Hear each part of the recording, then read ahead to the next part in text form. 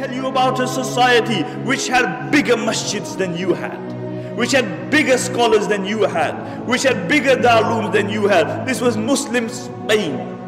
It had far bigger masjids than you had. Cordoba, in the height of its flowering, had over 600 masjids. And recently, a couple of years, 19 of us from this masjid went to Cordoba, where there were 600 masjids. We found one, and that was closed.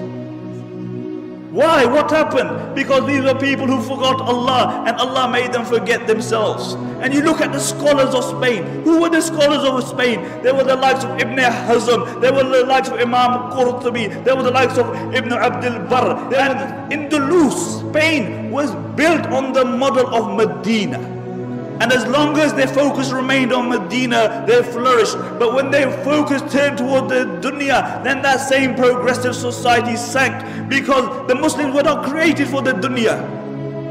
The Muslims were not created for the dunya. The Muslims were created for the hereafter. We are Abdullah. We are the slaves of Allah subhanahu wa ta'ala. And the highest status that we can reach is that we will remain the slaves of Allah subhanahu wa ta'ala. This very society, Spain, when their own people, their focus became the dunya, then every single person was concerned about himself. He was concerned about his own kursi. And the narrations mention that the rulers of Spain, what they would do, that the Muslims would actually make treaties with the Christians, and they would fight against their own Muslims. They would fight against their own Muslims. And really these were the Abu Righals of that time. And throughout history you will find Abu Righal. Do you know who Abu Righal was? Do you know who Abu Righal was? Abu Righal was a man who lived in Taif. And when Abraha, the Yemeni Christian governor, came to destroy the Kaaba, Abu Righal told him, look, I'll show you where the Kaaba is as long as you give me a few pounds. So Abraha agreed. When Abu Righal reached the outskirts of Makkah, he died. And what the Arabs would do, they would pelt his grave with stones, because he was a man who was ready to sell his religion and his people for $1 and a dime. And until today, the Arabs say, if they see a person of a deceptive nature, they say, "Huwa Abu Righal." He's Abu Righal. And these were the Abu Righals of that time. And one place after the other fell in Muslim Spain. One place after the other, until there was only one place left, and that was Granada. And Granada fell 50 years after the rest of Spain. Until Abu Muhammad, he drew a treaty with the Christians on the condition that he would allow them to take over, on the condition that they would not persecute the Muslim, that they would not forcefully convert the Muslims, that they would not remove the Muslim from their post. And when the Christians came in, the first thing they did, they reneged on their promise. And when they entered the Alhambra Palace, have you seen the Alhambra Palace? Wallahi, when you look at the Alhambra Palace, the eyes marvel at the architecture and artistry.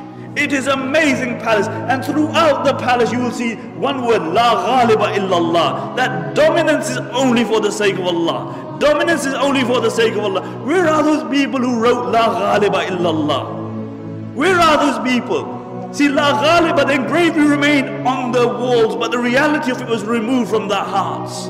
And the reality is that the Alhambra Palace, to a great degree, encompasses the decline of the Muslim Ummah, whilst the mud hut in which Umar ibn Khattab radiallahu anh lived embodies the spirit of Islam. And really, when these Christians, they walked into the Alhambra, they found the highest place that they could find, and they erected a crucifix there. And when Abu Muhammad saw this, he began to cry. He began to cry, and his mother rebuked him. She said, "Why are you crying like a woman when you couldn't defend it like a man? Why are you crying like a woman when you couldn't defend it like a man?" And this is our state today, really. We whinge about everything. We blame everybody else besides ourselves. We blame the Christians, we blame the Jews, we blame everybody else. But it's one person we don't blame, it's us. We even blame time. The zamana yesa.